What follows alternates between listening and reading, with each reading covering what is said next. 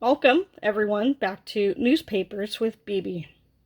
In today's video, we will be showing a continuation of this newspaper's theme on internet filters in schools. Mind you, this was in 2008. 12, 13, 2021, so 11 minus 8 would be 3. Yeah, 13 years ago. The Great Smart Filter Debate. Ballard Talisman. Talisman managing editor Cole Finch and staff reporter Rebecca Brose, aka me, bebe, share their opposing viewpoints on the effectiveness of the school internet filter. He wrote the 4. Ooh, I smell weed. My neighbors are smoking weed. He said, unwanted but warranted. And I said, absurd, unnecessary, and unfair. I remember when the teacher and the editors, they threw this idea out there. They wanted someone to represent for it and someone to represent against it. And as soon as they said against, I just stood up out of my seat. And I'm like, I'll do it. And they're like, okay, yeah, you do that. They didn't like me. And they didn't want me to be their friend, and they would skip my opinions, and in circle meetings, rearrange your desks in a big circle around the classroom. They would skip me intentionally. And the teacher, he just sat there, provided the classroom, and didn't care about certain people being skipped, because no one was my friend in that class, and no one wanted to hear my opinion. There's only one person in that class who recognized it was unfair, but he was really quiet, and he didn't always speak up. I mean, he was nice. Nathan Ritchie. He was nice, but sometimes he went up to bat for me a few times on certain articles, and I would just get shut down, and it was simply because I joined newspaper as a senior, and not the previous school year, or the year before that, or the year before that. I wasn't there in 9th grade, and I wasn't there in 10th grade. And I didn't realize newspaper was a thing my 11th grade school year, because I had transferred from another school, and a newspaper thing was, not on my mind at that point. So anyways, here we go. Scenario. Absurd, unnecessary, and unfair. Scenario. A student is using a school computer to work on a class project. She uses Google Images, websites that promotes drugs and drinking, and email because she can't afford to buy a memory stick for transferring files. And in 2008, memory sticks were like $40, $50, $60 for a 2-pack. I used a lot of floppy disks back then. My parents could not afford to buy me new ones every single time, despite they used them at their jobs, but they didn't get it. And they're like, oh, you can just use it over and over and over again. And I'm like, it's like a floppy disk. It runs out of room. Well, then use a floppy disk. That certainly did not help. Unfortunately, if this student attended any high school in the Seattle School District, she wouldn't have been able to access such websites nor email. Why? This is because the school district uses the service of SmartFilter, an internet filter used in school districts throughout the country. The intended purpose of SmartFilter is to block email, public forums, social networking, games, streaming video, viruses, illegal activities, illicit drug use and promotion, gang-related information, gremlins, viruses that cause loss of internet connection when you're instant messaging, profanity, and pornography from being viewed on school computers. It also protects students from thematic scenes and pedophiles on the internet. Yeah, right. Thus, which the only reason left for using school computers is an educational purpose, is the district's blunt way of saying use the computers only for school-related assignments or else your account will be deactivated. This makes me mad. I mean, why does the school have to be so strict upon the high schools? District. I feel that students are being attacked for no reason at all. Honestly, I could have written better than that. I could have done better. I didn't really continue that paragraph very well, in hindsight, 13 years later. Even the rest of this, I could have written better. I could have provided more evidence, more backing, more percentage of students interviewed or something. I think that the district should loosen its noose when it comes to blocking particular websites on the internet in high schools. Don't these people know why they should unblock particular websites? It's because that most high school students are horny, profane, fun, and trouble-loving teenagers who are just begging their teachers to unblock email and streaming videos. God, what a run-on sentence and question. Good job, me.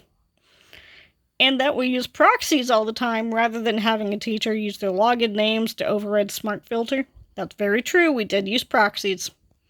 I stopped using them right after high school because, well, when I went to college, not really anything was blocked besides, like, porn sites. That was it. It's absurd that students are expected to do research at school, say in computer labs, or when teachers reserve computer labs, so you're not in your regular classroom, you have to go to the computer lab for that class, and you're expected to use the computers during that class period to do your research, to start your projects and assignments. It's absurd that students are expected to do research at school in those scenarios, and yet the research needed may be blocked because of a complaint from Karens about how such material is inappropriate for children. First of all, we are not young children. We are civilized American teenagers. In 2008, compared to the TikTok teenagers of today, yes, much more civilized. MySpace was actually a lot more civilized than TikTok. But that's for another episode. Stay tuned. And second, I found on a Google search that when I typed in smart filter opposing viewpoints, the first result was a public forum, which ironically wasn't blocked. In parentheses, all social networking and public forums are supposed to be blocked by Smart Filter, which fails to do so when connected to Google searches. Even Yahoo Answers was usually unblocked. Anyway, back to Smart Filter. I've got some beef against this absurd invention of the internet filter. For starters, email is blocked. Since the district blocked email, they expected students to use floppy disks. As of 07-08, this was the precedent to the invention of the memory stick. But memory sticks are expensive, or they were back then, and some brands aren't compatible to work on school and public computers and personal computers between Macs and PCs. I should have added that, but I didn't, because Macs weren't really a big thing yet. They existed, but they weren't really that big yet. I think the MacBook Pro had just come out like around 07-08, and so it wasn't really on my mind to make that comparison. Seriously, this email would be a lot easier than wasting $25 on a 2 gigabyte memory stick. $25 was a lot in 2008. It was like one babysitting job for a whole Saturday. Another issue is that some students need to find videos or audio clips, I should have added, online for educational purposes. Yet all streaming video sites are blocked because of coding. Coding? I guess the coding within the sites that react against the smart filter. Now, here's the disjointed part. Did you know that National Marijuana Research website is blocked, but websites promoting alcohol consumption aren't? Yes, that's right. I couldn't access marijuana research websites, but I could access websites promoting whiskey use, getting drunk off of a fifth of this and beer and liquors. Those were perfectly fine. And that teacher computers are able to access YouTube, where they can stream anything from Betty Boop to pornography and Ellen DeGeneres. Now, maybe not pornography. And Ellen is irrelevant now. Back then, who knows? The point is, it's just not fair, and things must be changed for the better. Less blocking and more free surfing. And to be honest, it hurts me to say it, but Cole did write the better article. Mine was just really disjointed. And that was a picture of us, and apparently that day I felt like wearing a blanket around me with some safety pins and wear it as a cape. I think I was wearing corduroy pants that day and a shirt with thumb holes.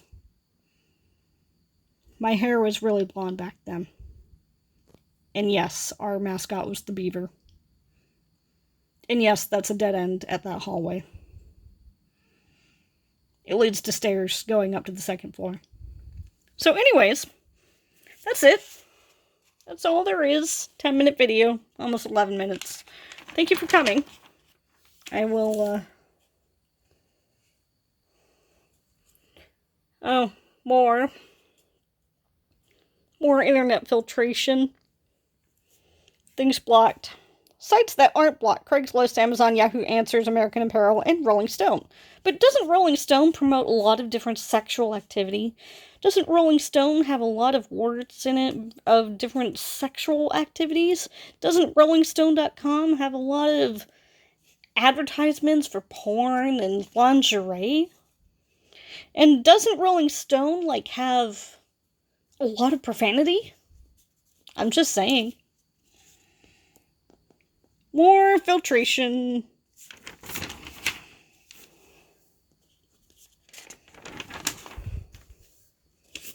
Oh, look. My other article. I'll get to that.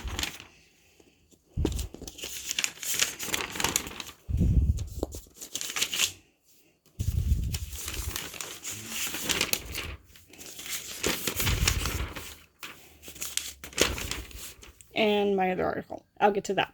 Thank you for coming. I appreciate it.